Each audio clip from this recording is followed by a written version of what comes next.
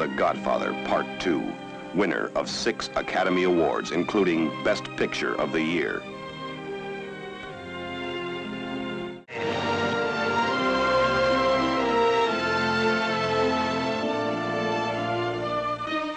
Don Vito Corleone and his son Michael both had seen the ones they loved most cut down.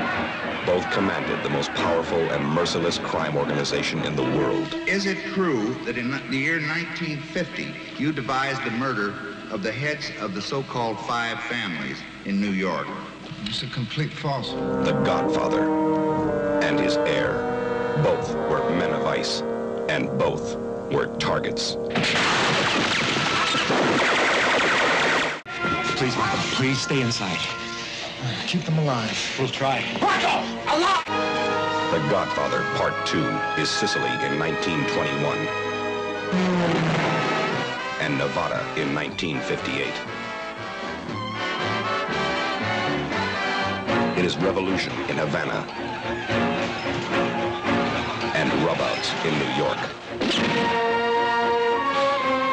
It is manipulation. It would be like trying to kill the president. There's no way we can get to him. If anything in this life is certain, if history's taught us anything,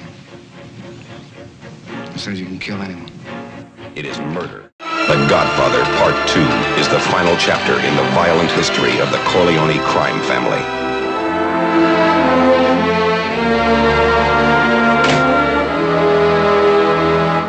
Now I'm really glad you guys can see why The Godfather Part 2 is such a big influence on the style of filmmaking that I do. I just think the cinematography in the movie is unbelievable. Angles, shots that we haven't seen, or if we have seen, just done in a different way as far as pulling emotion out. It's just unbelievable how far the director was able to take it, and how great the acting was in this film. Just Al Pacino, Robert De Niro. Wow. I mean, for me, that's as good as it gets. That any movie that you don't know the synopsis for, if you hear the word or the name Al Pacino, you're gonna watch it. But being so young, for him, it was a struggle as well. Now, I just think this movie was put together just phenomenally. But at the same time, I feel like there was some luck.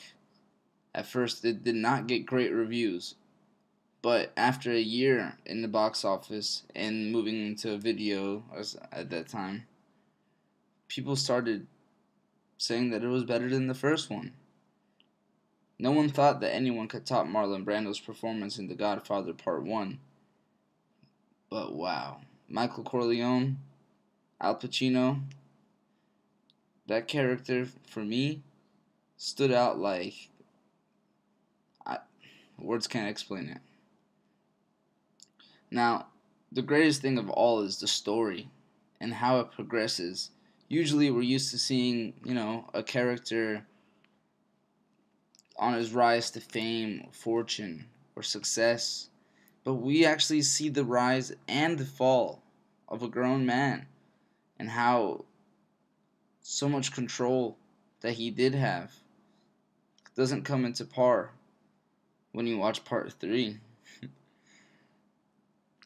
In the end, Al Pacino's character, Michael Corleone, is just a metaphor for, morally what happens to you when you enter a empire or industry or career, as the Corleone family did.